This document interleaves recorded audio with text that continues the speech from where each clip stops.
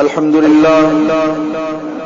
لله الذي هدانا إلى سبيل الهداية والعرفان وجعلنا من أهل الإسلام والإيمان ونشهد أن لا إله إلا الله وحده لا شريك له شهادة بالقلب واللسان ونشهد أن سيدنا وسندنا وحبيبنا وإمامنا ومرشدنا ومحكومنا وشفيعنا وكريمنا وأفضلنا وأكملنا وأجملنا وحبيبنا وحبيب ربنا وطبيبنا وطبيب قلوبنا ومولانا محمدا عبده ورسوله الذي عرفنا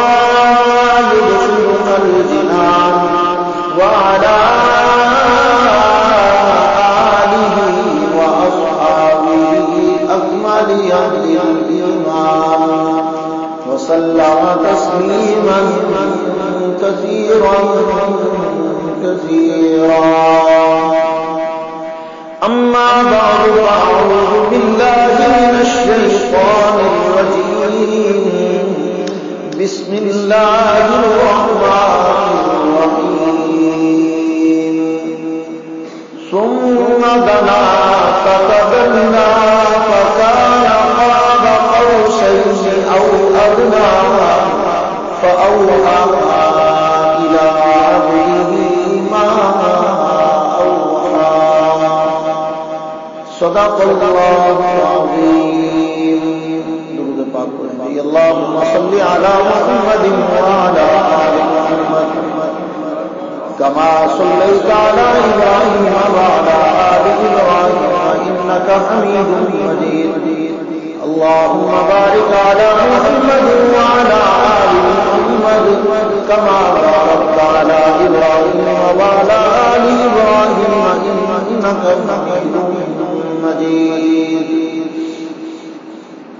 انتہائی قابل تقدیر احترام عزیزان محترم بزرگوں دوستوں عزیز ساتھیوں بھائیوں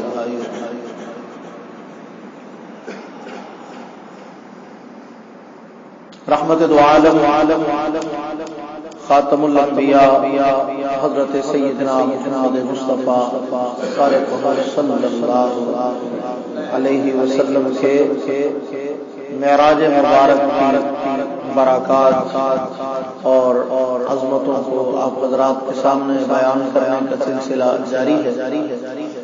اور آج کی گفتگو میں نبی پاک صلی اللہ علیہ وسلم اللہ تعالی سے ملاقات اور رحمت دو عالم صلی اللہ علیہ وسلم کی عظمت و بلندی کا اعلیٰ ترین مظاہرہ اس کا تذکرہ اب حضرات کی خدمت عالیہ میں کرنا ہے اور اس کے ساتھ ہی بڑے مختصر سے تذکرے کے بعد ضمنی طور پر شب برات کے حوالے سے بھی اب حضرات کوئی تھوڑی سی آگاہی فراہم کرنا چاہتا ہوں انشاءاللہ العزیز. رحمت کائنات خاتم الانبیاء صلی اللہ علیہ وسلم کو اللہ نے آسمان کی عظمتیں بلندیاں شانیں سارا کچھ دکھانے کے بعد اپنے ساتھ ملاقات کا شرف نصیب فرمایا. اور یہاں پر ایک بات آغاز میں اچھی طرح سے سمجھیں کہ یہ جو ملاقات ہے اللہ کے حبیب کی اللہ کے ساتھ ہم یہ لفظ ملاقات سنتے ہی یہ سمجھنے لگتے ہیں کہ جیسی ہماری آپس کی ملاقات ہوتی. تو میں نے پہلے بھی کئی مرتبہ عرض کیا ہے کہ ذات خداوندی کو اپنے اوپر قیاس نہیں کرنا چاہیے. ہمارا معاملہ، ہمارا نظام، ہمارا مزاج، ہمارا سیٹ اپ، ہمارا وجود یہ سب کچھ محدود اور بڑا مختصر سا ہے، جبکہ ذات خداوندی ہماری سوچ اور عقل اور فہم اور شعور و ادراک سے بہت بلند و بالا ہے۔ تو اس کی میں نے بارہا آپ کو مثال دی کہ ایسے ہی ہے جیسے ایک چھوٹے برتن میں زیادہ چیز نہیں ڈلوائی جا سکتی، تو یہ ایک فطری سی بات ہے۔ یعنی جب ہم کسی کو کہتے ہیں نا کہ اللہ کی ذات جو ہے وہ کیفیات کے اعتبار سے آپ کی سمجھ میں نہیں آئے گی، تو پٹ سے اعتراض کرنے والے کہتے ہیں کہ یہ کیا بات ہے، بھلا ایسے بھی کوئی بات ہے، یہ تو جان چھڑانے والی بات ہے، یہ تو بہانہ ہے، اب یہ آپ اللہ کی ذات کو سمجھا نہیں سکتے تو اس لیے آپ نے یہ بہانہ لگا دیا کہ آپ کی سمجھ میں نہیں آ سکتی۔ تو یہ ایک اصولی سی بات ہے، فطری بات ہے، نیچرل بات ہے، بغیر کسی دلیل کے سمجھ میں آنے والی بات ہے کہ ایک برتن ہے ہی 1 کلو چیز ڈالنے کے لیے، آپ اس میں 1 لیٹر دودھ ڈال سکتے ہیں، 1 لیٹر پانی ڈال سکتے ہیں۔ اس بوتل کے اوپر کیپیسٹی لکھی ہوئی ہے کہ بھی یہ 1.25 لیٹر کی بوتل ہے، یہ 1.5 لیٹر کی بوتل ہے، آپ اس 1.5 لیٹر میں 4 لیٹر پانی کیسے ڈال سکتے ہیں؟ کیوں ممکن ہے؟ سوال ہی پیدا نہیں ہوتا۔ لیکن عجیب بات ہے کہ 1.5 لیٹر کی بوتل میں 4 لیٹر پانی تو آپ ڈال نہیں سکتے، وہ تو آپ کے بس کی بات ہے نہیں۔ لیکن چھوٹی سی عقل دانی کے اندر اللہ کی لامحدود ذات کو سمانے کی پوری کوشش کرتے ہیں کہ نہیں، ہمیں پتہ چلنا چاہیے اللہ سنتے کیسے ہیں، ہمیں پتہ چلنا چاہیے اللہ دیکھتے کیسے ہیں، ہمیں پتہ چلنا چاہیے اللہ کی ذات عرش پہ قائم کیسے۔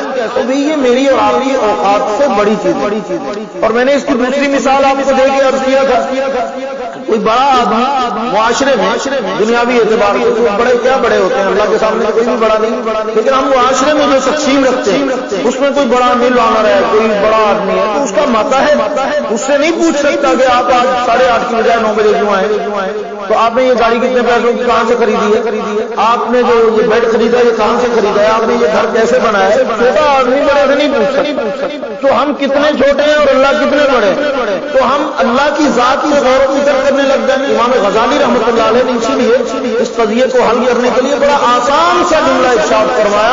انہوں نے فرمایا کہ اللہ کی ذات کو ایمان لانا ہدایت ہے، برکت کا ذریعہ ہے، جنت میں جانے کا ذریعہ ہے، ایمان ہے، اسلام ہے، دین کا تقاضا ہے۔ لیکن اللہ کی صفات اور کیفیات کے اوپر غور و فکر کر کے کھود کریز میں پڑنا یہ گمراہی کا راستہ کھول دیتا۔ تو اس لیے جب بھی آپ اس طرح کے طرز پہ چلنے لگے کہ یہ کیسے ہے، کیوں ہے اللہ کی ذات کے بارے میں، تو فوراً اپنی عاجزی اور اپنی انکساری کا اعتراف کر لینا چاہیے۔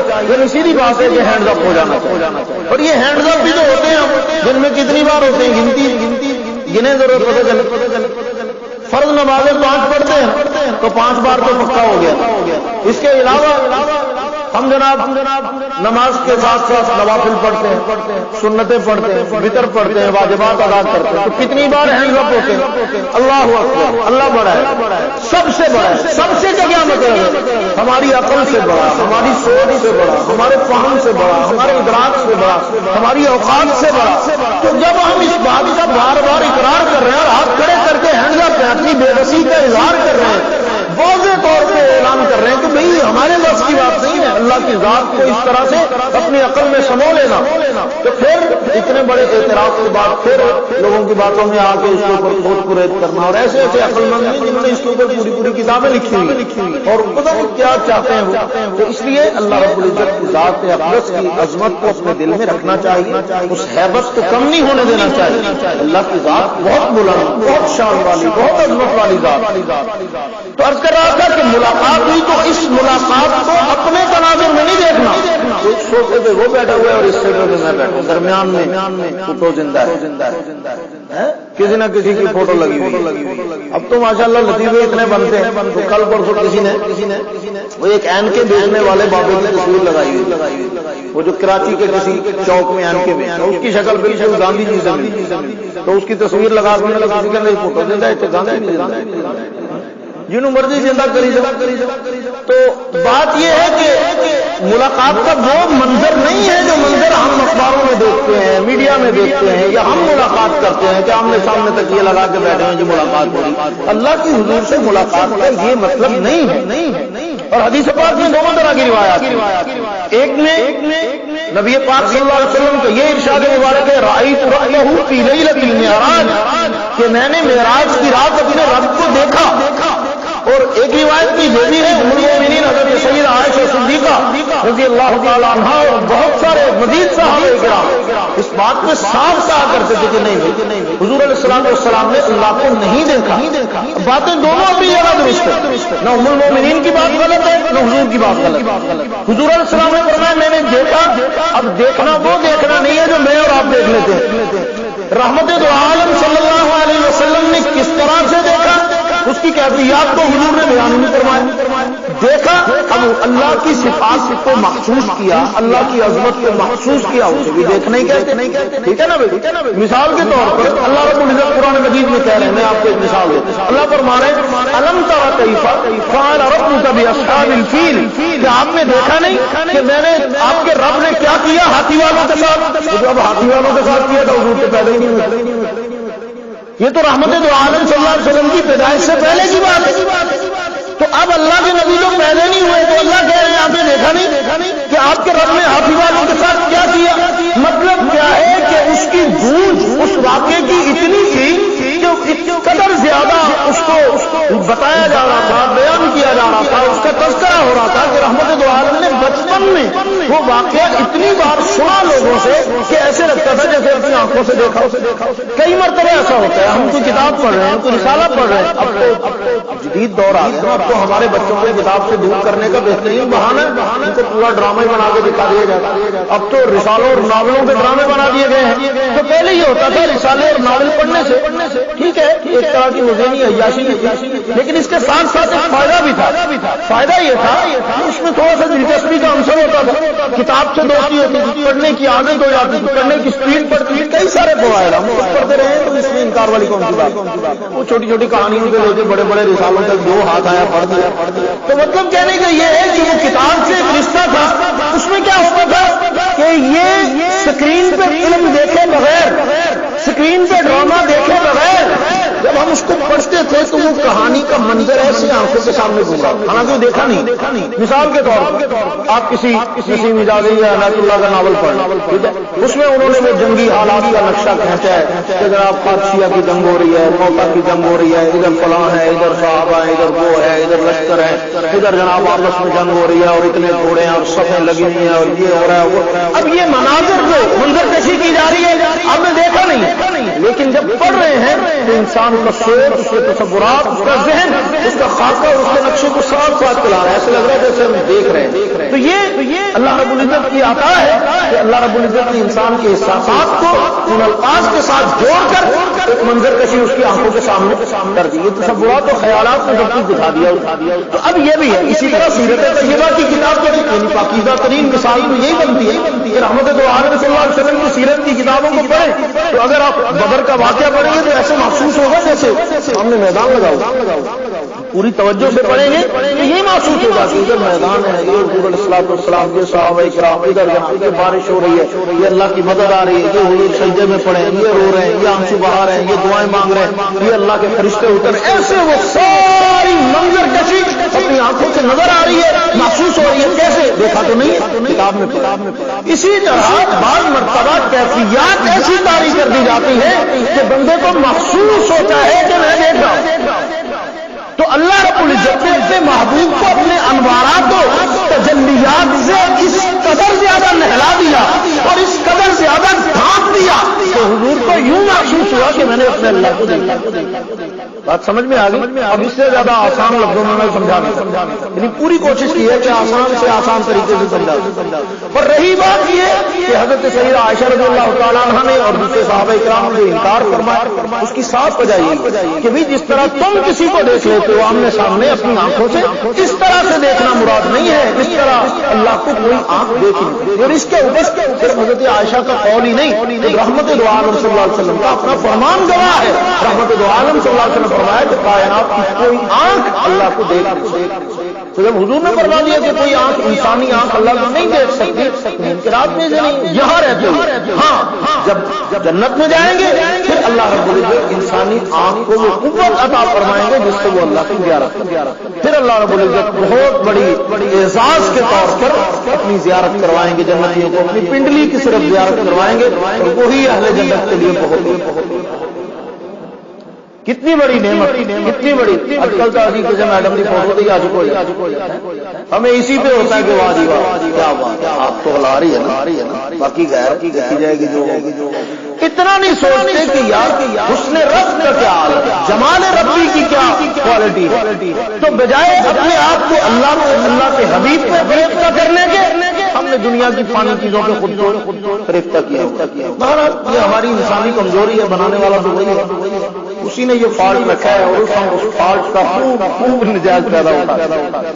تو بہرحال اللہ نے جو کمزوریاں رکھی ہیں نا وہ اس لیے نہیں رکھی کہ ان کمزوریوں کا نجات پیدا ہوتا، ان کمزوریوں کو کور کرنے کی کوشش کرو. دنیا میں اسی لیے تو بھیجا کہ اپنی کمزوریوں کے اوپر پردہ ڈالنے کی، ان کمزوریوں کو کور کرنے کی، ان کمزوریوں سے بچنے کی، شیطان کے جالوں سے بچ کے غلط استعمال ہونے سے پوری طرح کوشش کرنی ہے کہ میں نے بچنا ہے. تو یہ بچنا ہی تو اصل محنت ہے جس کے لیے ہم دنیا میں آئے. ایک بات تو یہ ہو، اب رحمت دو عالم صلی اللہ علیہ وسلم کو جب معراج پہ لے جایا گیا تو جنت کے محلات دکھائے گئے، جہنم کی بو کو سونگا اللہ کے حبیب نے، اس کی تپش کو محسوس کیا اور اپنی امت کو آگے بتایا کہ بہت ہولناک و خطرناک عذاب ہے، میں تمہیں بچانا چاہتا ہوں. دیکھیں اللہ کے نبی کی رحمت کی انتہا کہ حضور علیہ الصلوۃ والسلام اپنی امت کے لیے اتنے سنسیر اور اتنے سنجیدہ اور اس قدر زیادہ اپنی امت کے خیر خواہ ہیں کہ آپ اپنی امت کے لیے ہر وقت فکر مند ہیں کہ یہ جہنم میں جانے سے جہنم میں جانے سے. میں بڑی مرتبہ یہ جملہ کہہ چکا ہوں اور میں تفنن تباہ سمجھ کے شاید کہہ دیتا ہوں اور آپ بھی شاید یہی سمجھ کے سن لیتے ہیں، ورنہ واللہ العظیم قسم اٹھا کے کہتا ہوں کہ یہ 100% حقیقت سے زیادہ بڑی حقیقت ہے کہ کائنات میں سکی ماں اپنی اولاد کی اتنی بڑی خیر خواہ نہیں ہو سکتی جتنا رحمت دو عالم اپنی امت کی خیر خواہ. سکا باپ اپنی اولاد کے لیے اتنا اچھا نہیں کر سکتا، نہیں سوچ سکتا جتنا اچھا اللہ کے حبیب صلی اللہ علیہ وسلم اپنی امت کے لیے سوچ گئے اور اپنی امت کے لیے کر گئے. استاد اور پیر اپنے مرید اور اپنے شاگرد کے لیے اس قدر زیادہ خیر خواہی کا مظاہرہ، اس قدر کیا اس کا 1000واں حصہ بھی نہیں کر سکتے جو اللہ کے نبی اپنی امت کے لیے کر گئے. تو میرے دوستو، حضور کی خیر خواہی سے مثال رحمت دو عالم کا پیار انتہا کیا ہے. ہمارے والدین، ہمارے بڑے، ہمارے استاد زیادہ سے زیادہ ہماری دنیا کے لیے فکر نہیں، اس کا اسٹیٹس بن جائے، اس کا مستقبل بن جائے، اس کا یہ وہ کون سا مستقبل کو بنا رہے ہیں جو مستقبل صرف آنکھیں بند کرنے تک کا مستقبل ہے. بس اس سے بڑھ کے میرے محبوب کی ذرا سوچ دیکھیے، صرف دنیا کا مستقبل نہیں. ربنا آتنا فی الدنیا حسنہ وفی الآخرۃ حسنہ. تمہیں دونوں جہانوں کی بھلائیاں تمہارے دامن میں ڈالنے کے لیے اللہ کے نبی محنت کرتے کہ تمہیں دنیا بھی مل جائے آخرت بھی مل جائے، تم دنیا کی عزتیں بھی پا جاؤ اور آخرت کی عزتیں بھی پا جاؤ. کتنی بڑی عزت. لیکن یہ ہے کہ تھوڑی مشقت تو لگتی ہے. ہم تو چاہتے ہیں نہ ہنگ لگے نہ بلکڑی رنگ بھی چوکا. لیکن یہ عزت کب ملتی ہے جب تم اپنے رب کا مقام پہچانتے، جب اپنے نبی کے نام کو عزت دو. چھوٹی چھوٹی باتیں خبریں بنتی، فلاں نے فلاں رنگ کا سوٹ پہنا، فلاں آج فلاں گاڑی پہ آیا، فلاں نے یہ کیا، فلاں پیش ہو گیا، فلاں نہیں پیش ہوا. یہ خبریں. میں نے کہا ان خبروں کی کوئی اوقات و حیثیت نہیں. خبر تو یہ ہے نا کہ جناب 4 بڑے بڑے سپر پاوروں کے طاقتور حکمرانوں کے وجود بیٹھے ہوئے، ان کے سامنے مولوی پگڑیاں باندھ کے بیٹھے اور بات ہو رہی ہے مذاکرات. گاڑی پہ نظر پڑی ہے تو اٹھ کے کھڑے ہو گئے. وہ ابھی مذاکرات کمپلیٹ نہیں ہوئے، ان کے مذاکرات بعد میں ہو جائیں گے. ہمارے رب کا بلاوا، ہمارے اللہ کا پیغام آ گیا، ہم اپنے رب کے بلاوے پہ جا رہے ہیں. بات ختم، پہلے نماز پڑھیں گے پھر آگے بات کرتے ہیں. ہماری طرح نہیں، ٹائم ہے 2 منٹ ذرا میں چاہتا تھا، بھیک نہیں مانگی انہوں نے، سب اٹھ کے کھڑے ہو گئے. میں کہا بات کرتے ہیں. آپ کون سا بھاگے جا رہے ہیں یا کون سا قیامت آ رہی ہے؟ ہمارے رب کا بلاوا آ گیا، نماز کا وقت ہو گیا، پہلے پڑھیں گے اس کے بعد ہو جائے گی. پوری دنیا کے لیے بریکنگ نیوز بن گئی کہ یہ کیا ہو رہا ہے. چند پگڑیوں والے مولوی اٹھ کے کھڑے ہو کے کس کو کہہ رہے ہیں؟ 4 بڑی بڑی سپر پاوروں کے بڑے بڑے سربراہوں کے نمائندوں کو کہہ رہے ہیں کہ ہمارے رب کا بلاوا. تو اب ان کے دلوں میں کیوں ہیبت طاری نہیں ہوگی جب ان کو بتایا جا رہا ہے کہ ہم تم سے نہیں ڈرتے بھائی، ہم اپنے اللہ سے ڈرتے ہیں. اور ہمیں سکھایا یہ گیا قل اللہم مالک الملک، جو تمہیں اپنے بادشاہی کا روک دکھائے اور سنائے اور سمجھائے کہ میں بڑا ہوں، اس کو بتا دینا بادشاہ نہیں مانتے ہیں، بادشاہ تو اپنے اللہ کو مانتے ہیں۔ اور یہ جو تمہاری بادشاہی ہے نا، میرے رب کی دی ہوئی ہے، یہ اس نے عطا کی ہے، اور یہ بھی ذہن میں رکھنا، جو دے سکتا ہے وہ لے بھی سکتا ہے۔ تو عز من تشاء وتذل من تشاء بیدک الخیر، جب یہ عقیدہ ذہن میں پختہ ہوگا پھر مجال ہے کہ آپ کو روک ڈال کے چلا گئے۔ ہم ایس ایچ او کے نام سے تھر تھر کانپنے لگ جاتے ہیں، کیوں؟ جب مجرم نہیں ہے تو کیوں کانپے بھی؟ چھوٹی سی اتھارٹی والے بندے کے نام سے گھبرا جاتے ہیں، کیوں؟ وجہ کہ اللہ کا خوف اور روب دل میں نہیں ہے۔ سب سے پہلے اس دل کو اللہ کے روب اور خوف سے بھرو گے تو باقی سب کا خوف نکل جائے گا۔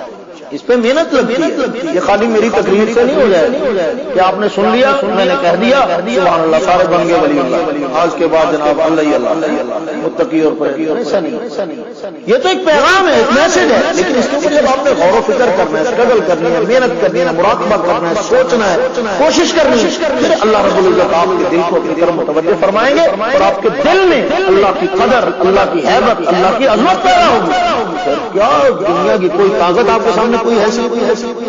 زندگی اللہ کے ہاتھ میں، موت اللہ کے ہاتھ میں، مقدر اللہ کے ہاتھ میں، اولاد اللہ کے ہاتھ میں، مال اللہ کے ہاتھ میں، رزق اللہ کے ہاتھ میں، زندگی موت کے تمام تر مسائل اللہ کے ہاتھ میں۔ بڑا خوبصورت جملہ پڑھا بننے کا، کہنے لگے یہ دیکھو اللہ اکبر، کیا اللہ والوں کی باتیں بہت بڑی باتیں فرمانے لگے کہ ایک ہے زندگی، ایک ہے موت، ایک ہے پیدائش، ایک ہے وفات۔ موت کس کے ہاتھ میں ہے؟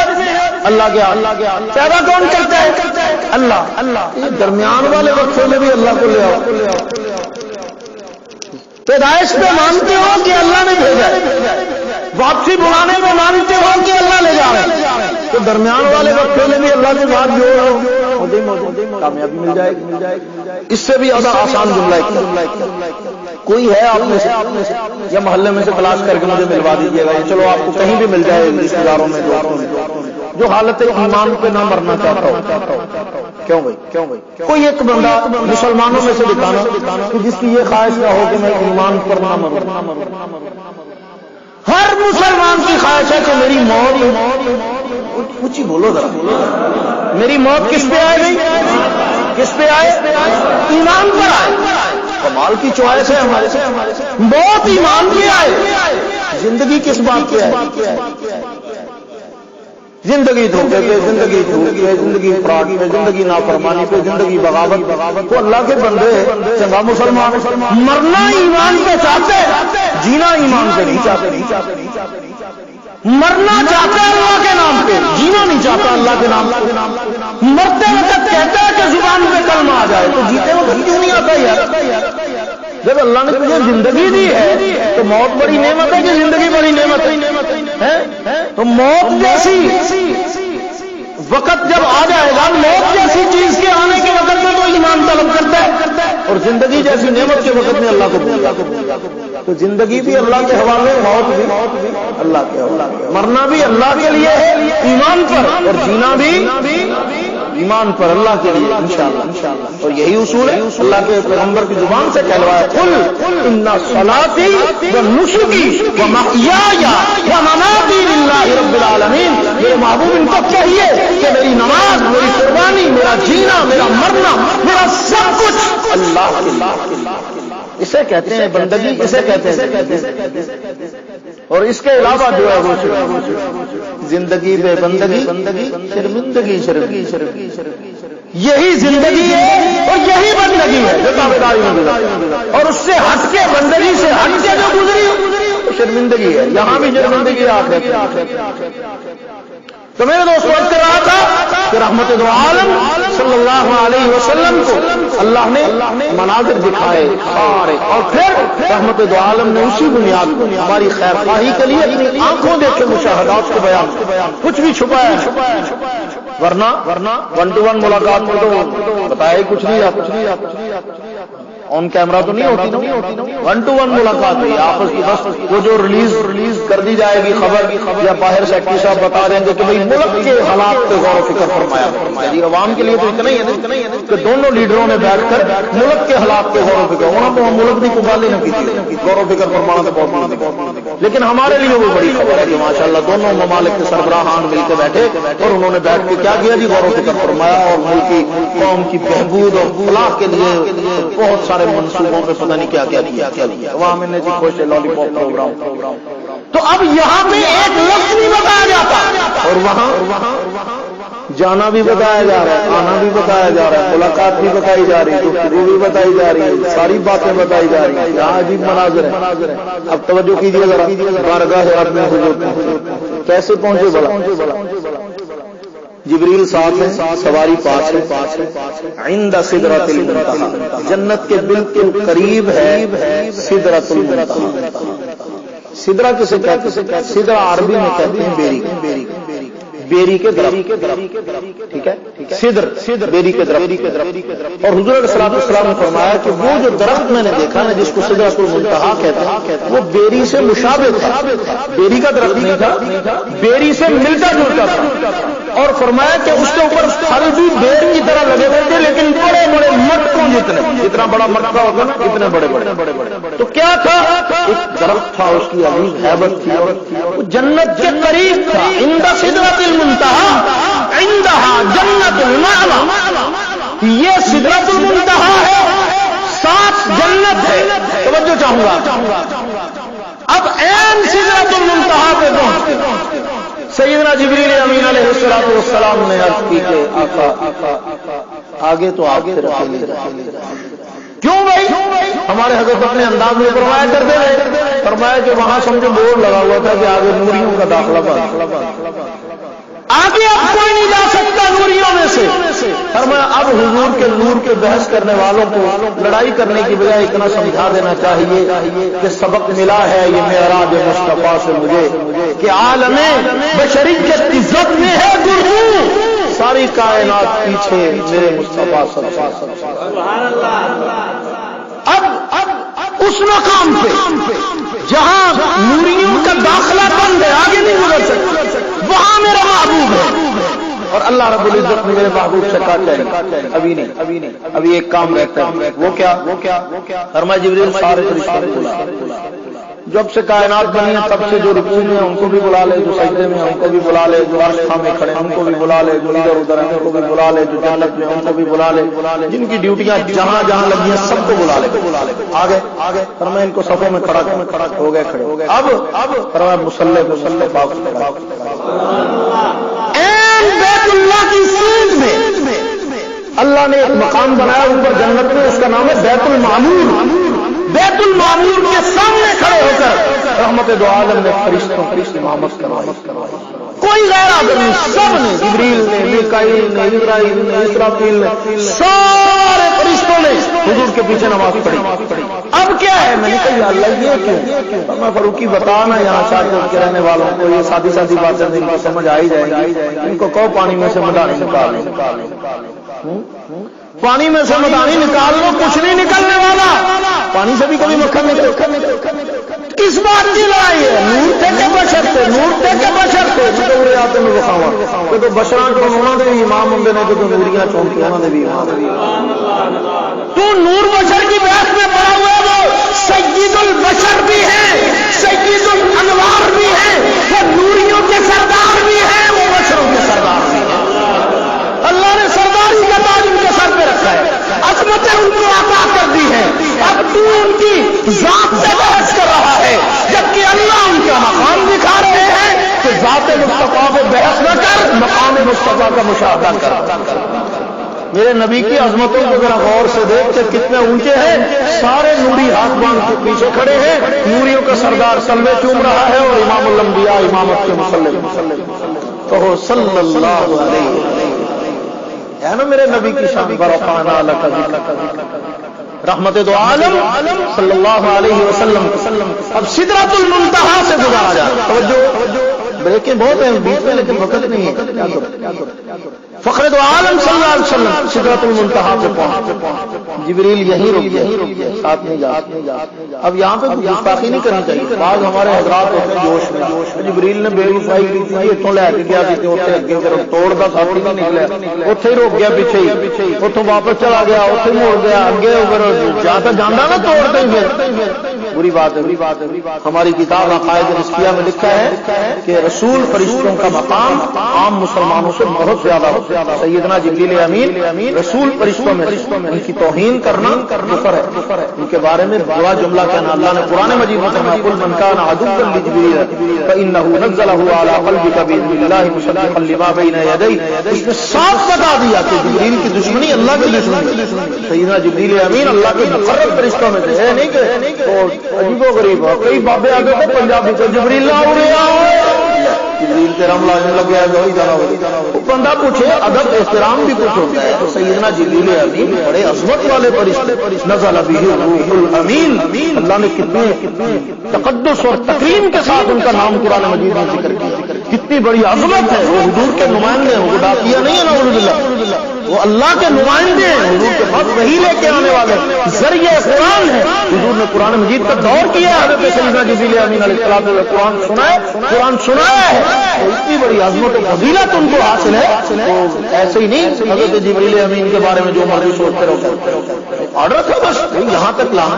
اب آپ کو ایک بندہ کہ ابھی میرے مہمان کو وہاں سے لے آؤ ایئرپورٹ سے اور یہاں چھوڑ دو، تو آپ کے پھر میں ایڈی دوروں لے کے آؤں میں اگے نہ ہوا میں بھی نہ آتا ہوں، میں دیکھنا نا تھی آپ جتنی ملاقات کر دو کی گلاں کر ملازم کی اتنی اوقات کی ہوتی ہے کہ اس کو کہا جاتا ہے کہ آؤ وہاں سے لے آؤ، اس کے بعد آگے کی ملاقات تو بڑی تو آنا ہے، بڑے لوگوں کی باتیں ہیں آپس میں ہوں گی، ملازم کو حکم ہے اللہ کے ماتحت ہیں۔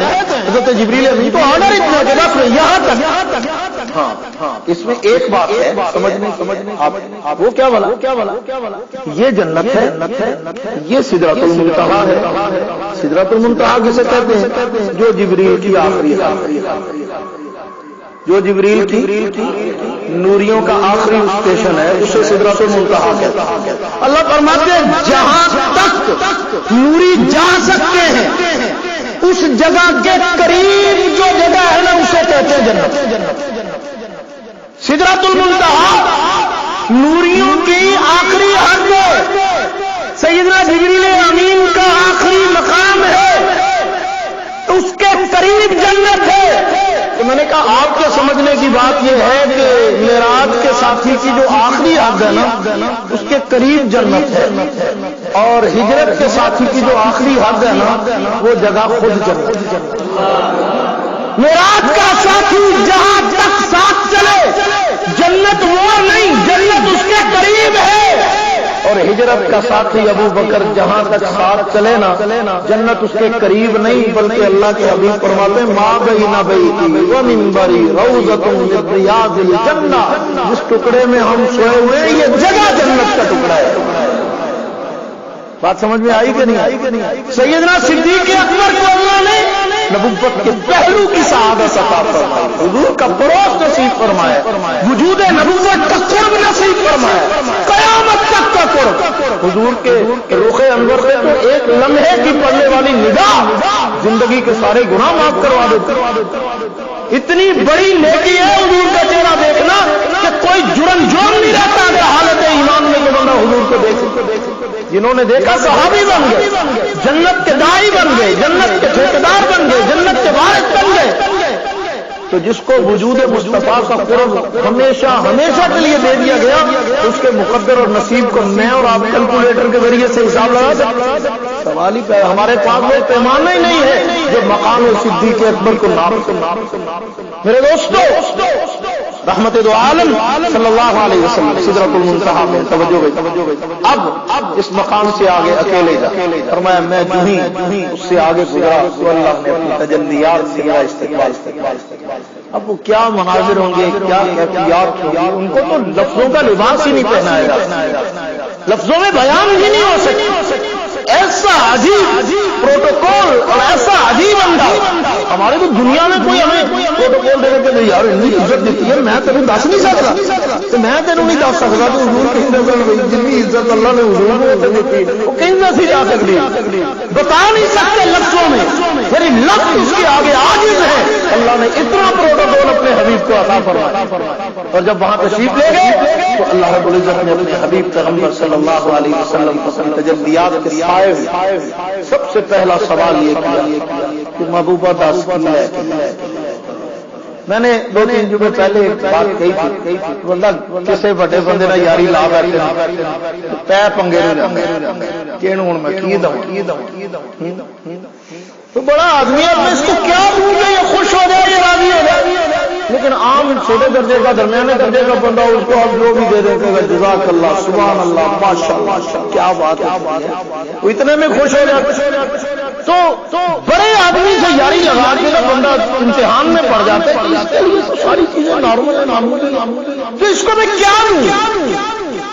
قربان جاؤں مصطفیٰ کی سمجھ اور اس سے بھی زیادہ قربان جاؤں وہ سمجھ دینے والے جس نے مصطفیٰ کو یہ فہم، یہ دانش، یہ علم دیا۔ حضور جا رہے ہیں اللہ کے پاس اور اچانک جا رہے ہیں، جدھر پیغام ہے آرام کر رہے ہیں، اچانک حکم ہے آؤ نہیں، چلے گئے۔ اب نہ تو شاپنگ کرنے گئے، نہ کوئی سوٹ، نہ مٹھائی کا ڈبہ، نہ کوئی ساتھ لمبا چوڑا نظام، نہ کچھ۔ کیوں بھائی؟ اب اللہ کی بارگاہ میں میرے محبوب کیا لے کے آئے؟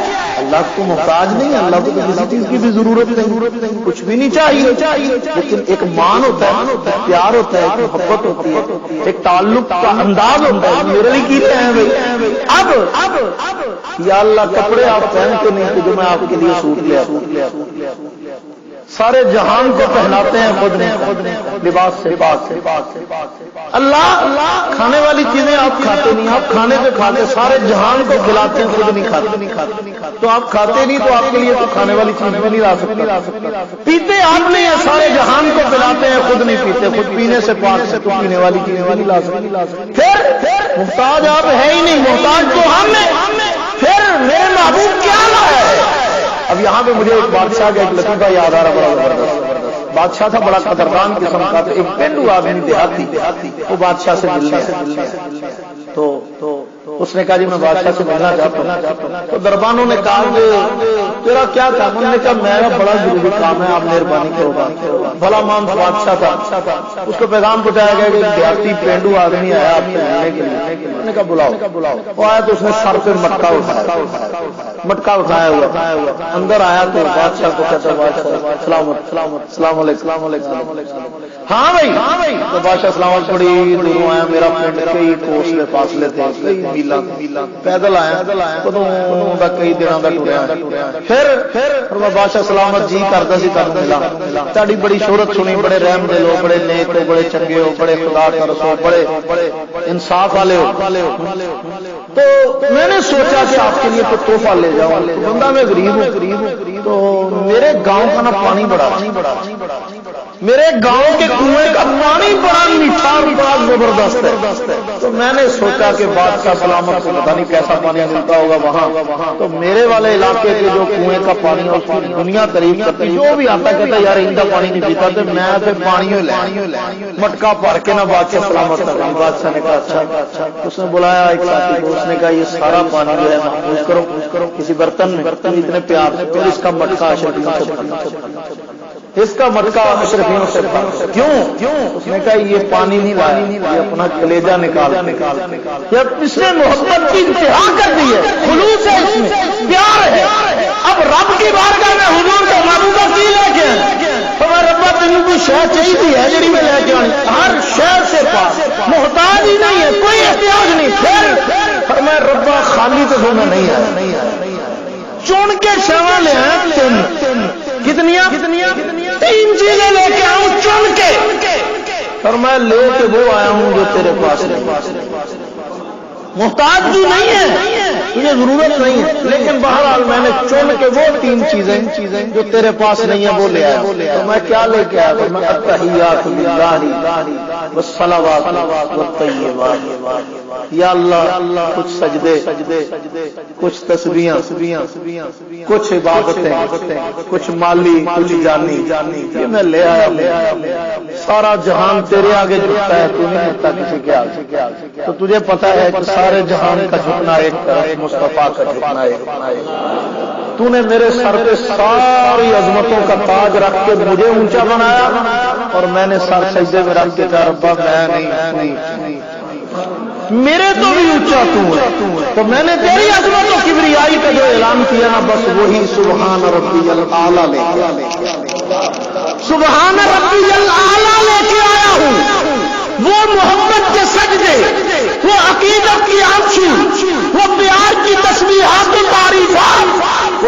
نام پہ لٹائے ہوئے جو چھوٹے موٹے میرے پاس مال کے ذرات تھے وہ جو تیرے دیے ہوئے مال میں وہ میں لے کے آیا ہوں کہ یا اللہ یہ سب خالص تیری رضا کی۔ اب اس کو سادے لفظوں میں کہو تو کیا لے کے آیا ہوں؟ خلوص کا تحفہ لے کہ یا اللہ میں نے جو کچھ کیا ہے میں خالص تیرے لیے کیا ہے، بس یہ خلوص ہے میرے پاس اور کچھ نہیں۔ تو اللہ نے کہا اچھا محبوبہ لے کر اللہ آگے کہا ہوں میری باری آئی ہے جو تیرے پاس کا وقت نے دے دیا التحیات للہ والصلوات والطیبات، فرمایا محبوبہ ہوں باری میری آئی ہے السلام علیکہ، میری طرف سے سلام کیا تیرے لیے۔ اب ایک بات آپ کو یہاں پہ کہوں، اللہ کا جو کلام ہے نا وہ لمیٹڈ نہیں ہوتا۔ اللہ کے کلام کی عمر نہیں ہوتی، اخبار کی عمر ہوتی ہے۔ آج کی تاریخ میں شائع ہوا ہے صبح پرانا ہو جاتا ہے، شام کو ہی ہو جاتا ہے، شام کو پرانا ہو جاتا ہے۔ کل آپ وہ سامنے رکھے کوئی ہے کل جائے یار نماز آج تو تعالیٰ کی اخبار اس کی عمر پرانی ہو جاتی ہے، اس کی عمر 10-12 گھنٹے ہوتی ہے، بس اس کے بعد یہ پرانا ہو جاتا ہے۔ میرے رب کا کلام پرانا نہیں ہوتا، ختم نہیں ہوتا۔ تو جب کلام ختم نہیں ہوتا تو سلام ختم ہوتا ہے۔ اونچی بولو ذرا بلند آواز سے، اللہ کا کلام اللہ سے قیامت آ جائے گی لیکن میرا کلام باقی رہے گا۔ اللہ اس کلام کو صفحات سے اٹھا لیں گے۔ حدیث پاک میں آتے کہ فنا کا جھونکا جو آئے گا وہ ساری دنیا کو مٹا کر ختم کر دے گا۔ اللہ اس کے آنے سے پہلے الفاظ کو قرآن سے اٹھا لیں گے تاکہ فنا کا جھونکا میرے کلام سے نہ ٹکرائے۔ کیوں کہ سارا جہان پانی ہے، اللہ کا کلام پانی نہیں ہے۔ کلام باقی ہے تو میرا ایمان ہے جیسے میرے رب کا کلام باقی ہے، میرے مصطفیٰ پہ ویسے ہی میرے رب کا سلام باقی ہے۔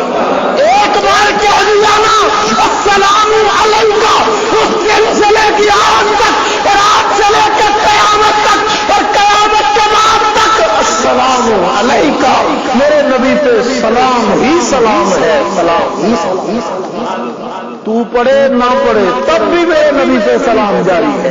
کیوں کہ میرے رب نے کہا ہے اور میرے رب کا کہا مٹتا ختم نہیں ہوتا، مٹتا نہیں ہے، پرانا نہیں ہوتا۔ السلام علیکہ ایھا النبی، اے نبی۔ نام نہیں لیا، اللہ بڑے ہیں، نام لے بھی لیتے تو کیا تھا؟ السلام علیکہ یا محمد کہہ دیتے تو کیا تھا؟ حضور کی شان میں کوئی کمی نہ آتی اور اللہ پہ کوئی گستاخی کا بتوانا لگتا حضور کا نام ہی لے لے۔ لیکن اللہ چاہتے نام لے سکتے تھے، کوئی برائی کی بات نہیں، بلکہ بعض وقت نام لے کے پکارا جائے نا چھوٹے کو زیادہ خوش ہے۔ آپ کسی کو 3 سال بعد ملے اور ملتے کہیں اور بھائی کیا حال ہے آپ کا، ٹھیک ٹھاک ہے، اور بھائی عثمان خیریت ہے، اب نام لے کے اس کو کہہ دے تو وہ خوش ہو جائے گا کہ اتنے عرصے بعد میرا نام ہی یاد ہے، تو آپ اس کے علاقے کا صاحب نام لیں گے اور خوش ہو جائے۔ تو نام لینے سے تو خوشی ہوتی ہے۔ اللہ نے نام سے کیوں نہیں پکارا؟ جائز بھی تھا، کوئی مسئلہ بھی نہیں تھا، لیکن ہمیں سکھانا تھا کہ خوشی نہ شروع ہو جائے۔ میں یا محمد گوادی کا اللہ نے آخیا کہ یا محمد کہنا ہے نا سڑدیاں رہنا تمہیں لڑن کی کہڑی لوڑ ہے، اللہ تمہیں ادب نصیب فرمائے۔ تو کہنا کیوں کہنا بھائی، اللہ نے تو آخیا نہیں۔ ایھا النبی، اے میرے نبی، اللہ نے صفت سے مخاطب کر کے بتایا کہ یوں کیا جاتا ہے مصطفیٰ کا احترام۔ میں بڑا ہو کر صفت سے مخاطب کر رہا ہوں، تم چھوٹے ہو کر حضور کا نام لے کے کیسے مخاطب کرتے ہو؟ بات سمجھ میں آئی ہے؟ اب کسے کہتے پھر کیا کہا؟ ایھا النبی ورحمت اللہ وبرکاتہ، صرف سلامتی رحمتیں بھی تیرے لیے، برکتیں بھی تیرے لیے۔ اب میرے محبوب کا حوصلہ 92 والا ورلڈ کپ ساڈے کول کی ہے، ساری ٹیم کھیڈ دی ہے، کپتان ورلڈ کپ لے کے کر وہ اپنے عجائب گھر سے سجا لے۔ محنت سب نے کی ہے، کپ اکیلے کپتان کا، گولڈ میڈل اکیلے کپتان کا ہے۔ اچھا جی کپتان صاحب زندہ باد، ہماری قوم ہی موجہ کرنے لگی کپتان ہے۔ گولڈ میڈل ایک کو، تحفہ ایک کو، ایوارڈ ایک کو، وہ لے کے گھر چلا جاتا ہے، وہ باقی بیچارے 11 صرف پروگرام چاہ ان کو بھی دے دیتے ہیں تھوڑا تھوڑا کچھ نہ کچھ، چلو ملتے ہیں۔ یہاں کے اللہ فرما رہے السلام علیکہ ایھا النبی ورحمۃ اللہ وبرکاتہ، میرے محبوب سلامتی تیرے پہ، برکتیں تیرے پہ، رحمتیں تیرے پہ. یہ نے فرمایا ربائک جنہاں میرے نال مارا کھدیاں ہو، جنہاں میرے نال جا کے مکے دیاں گلیاں تبلیغ کیتی ہو، جنہاں میری خاطر چمڑی اڑوائی ہو، جڑا تبدیل ریت تے لیٹے بلال کو، جڑی سمیہ نے ٹوٹے کروائے ہو، جڑی زنیرہ دی اکھاں نکلیاں ہو، ربا تو میرے تے سلامتی بھیج رہے تے میں انہاں نوں بھول جاواں.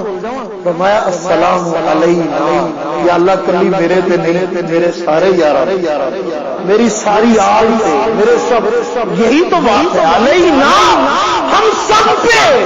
ربا تیری رحمت تو وسیع ہے، محدود تو نہیں ہے، تیرا سلام تو محدود نہیں ہے، تیرے پاس تو خزانوں میں کمی نہیں ہے، تو مجھے نواز سکتے تو میرے ساتھ والوں کو بھی نواز دینا. تو کیا کمال ہے جو عرش کے سائے میں جا کے اپنی امت کو نہ بھولے، اسے مصطفیٰ کہتے ہیں.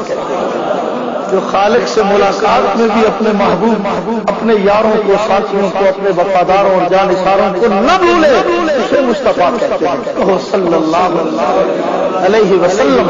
وہاں جا کر اللہ کے حبیب پیغمبر نے یہ تبادلہ کیا ہے، اپنی طرف سے مناجات، خلوص، عبادات پیش کر دی اور اللہ نے جواب دیا کہ رحمتوں کی بارش مصطفیٰ پر، سلامتیوں کی بارش، برکتوں کی بارش کر دی. اور حضور نے جب وصول کی نا تو تنہا وصول نہیں کی. فرمایا نہیں ربا اگر میرے پہ سلام تو پھر ابو بکر پہ بھی سلام، اگر میرے پہ سلام تو عمر پہ بھی سلام، عثمان پہ بھی سلام، علی پہ بھی سلام، حسنین پہ بھی سلام، معاویہ پہ بھی سلام، طلحہ زبیر پہ بھی سلام، خدیجہ، عائشہ اور حفصہ پہ بھی سلام، جنہوں نے میرا ساتھ دیا ان سب پہ سلام، ابو ہریرہ پہ بھی سلام، مقداد پہ بھی سلام، ابو ذر پہ بھی سلام، بلال پہ بھی سلام، سلمان پہ بھی سلام.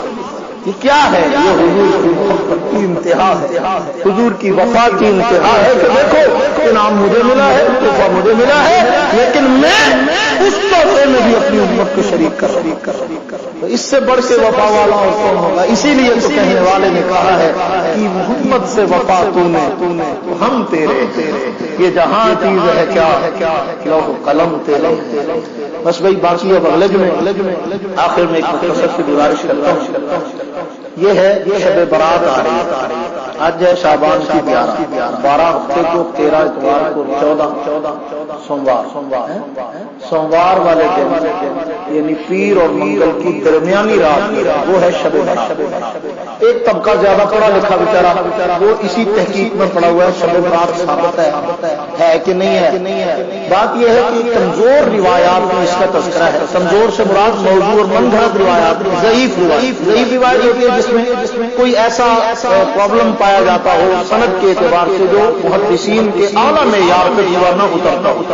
لیکن اس کے ساتھ ہی محدثین نے ایک اصول وضع کیا کہ اگر ایک بات کسی ضعیف روایت میں بیان ہوئی ہو اور وہی بات ایک دوسری روایت میں، وہی بات ایک تیسری روایت میں، وہی مضمون ایک چوتھی روایت میں، وہی مضمون ایک پانچویں روایت میں بیان ہو گیا، تو اس سے اس ضعیف روایت کو تقویت مل جاتی ہے کہ واقعی بھی کوئی نہ کوئی بات تو اس میں ہے. تو 17 کے قریب روایتیں ہیں. کتنی؟ 17، جن کے اندر لیلۃ من نصف شعبان کا ذکر ہے، شب برات کا، یعنی یہ جو شعبان کے مہینے کی درمیانی رات. اور اس کے بارے میں اللہ کے حبیب صلی اللہ علیہ وسلم فرمایا بنو کلب ایک قبیلہ تھا، بکریاں پالنے میں بڑا مشہور و معروف تھا، ان کے ہاں بڑی بکریاں ہوتی تھیں. تو حضور علیہ السلام نے مثال دے کے فرمایا کہ جتنی بنو کلب کی بکریوں کے جسم پہ بال ہے نا، اللہ اتنے لوگوں کو جہنم سے اس رات میں آزاد. تو یہ جہنم سے آزادی، براعت کا معنی بھی آزادی ہوتا ہے. یہ شب برات نہیں ہے، شب براعت کہتے ہیں آزادی، بری ہونا سمجھ، بری ہو جانا، کیس سے بری ہو، جہنم سے بری ہونے والی رات. تو یہ ہے شب برات. اب ایک کام تو یہ ہو گیا کہ اس کی فضیلت ثابت، اور باقی یہ آج کل کے محققین کوئی زیادہ سمجھدار نہیں ہے. حضرت شیخ عبد القادر جیلانی سے یہ کوئی زیادہ سمجھدار نہیں ہے. خواجہ نظام الدین اولیاء اور حضرت معین الدین چشتی سے، یہ کو زیادہ سمجھدار نہیں ہے حضرت علی حجویری اور حضرت سلطان باہو سے رحمہم اللہ تعالی علیہم اجمعین۔ اتنی شان والے اولیاء اس رات میں عبادت کرتے رہے ہیں، تو اگر اس میں کچھ بھی نہ ہوتا تو وہ رات مصلی پہ گزارتے۔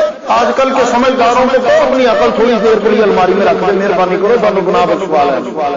یہ آئی گئی ہے قسمت میں رات کہ تھی اپنی تحقیق والا چیرن بات بیچ لے تحقیقات فرما ہے، میں کہ تھی اپنی تحقیق کرتے رہو کہ اسی اللہ توبہ کر لیں گے، ٹھیک ہے نا بھائی؟ تو مطلب یہ ہے کہ ایسے لوگوں کی باتوں میں آنے کی بجائے ان کو صاف بجائے بحث کرنے کا، انہوں نے کہا یار کوئی عبادت فرض، شب برات کی عبادت کی فرض تو ہے، کوئی لازمی نہیں، نہ کر یار اسی طرح تیرا بوا کھڑکایا نہ کر، لیکن جس کو اللہ توفیق دے وہ اس رات میں اللہ رب العزت سے ضرور اپنی بخشش کی دعا میں۔ اتنی بات سمجھ میں آ گئی؟ اب اگلی بات سمجھیے غور سے، وہ کیا ہے؟